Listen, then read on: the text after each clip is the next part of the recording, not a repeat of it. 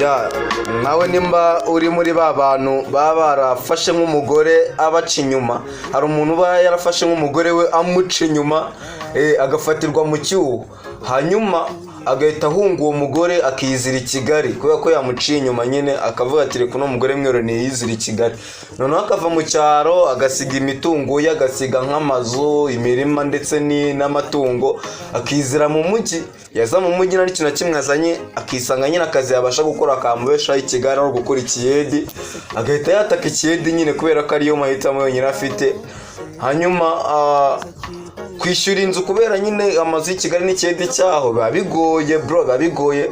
Hanyuma agashaka iniga bazajya bafatanya kwishyura inzu nyine, bakajya banayibanamo, ubwo ni akageto nyine cy'agashambure, hanyuma bakajya babanamo ku gashambure.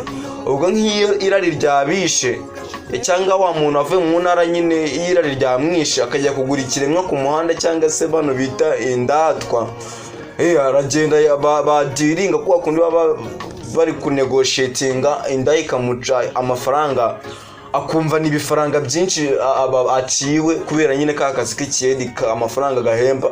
Hanyuma agahita abwira yani gabana akavuga ati rero arimo aranca menshi, reka tuyiteranire nyine. Bakamubaza ati se turi babiri waduca ngahe? Kwa turi babiri waduca ngahe ijoro ryose. Noneho cya kiremwa nyine kikita kibaca amafaranga ari babiri, urumva baba bayiteraniye ntabwo byaba bihenze nk'uko wayigura umwe gusa. Hanyuma bakagenda bagasangira icyo kiremwa ari babiri uko babana mu iyo geto nyine. No kuvuga wewe wavuye mu cyaro uhunze iyo wife ko aguciye inyuma nyine aryama nyine undi mugabo, none uri kugura umugore aho ngaho mukararana n'undi mucama mukamujyaho muri mwembi.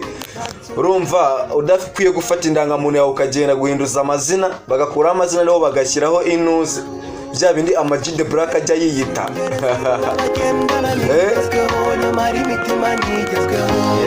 Jende kitando babe hano ni kuri Nyafu TV. I love you. Shiraniro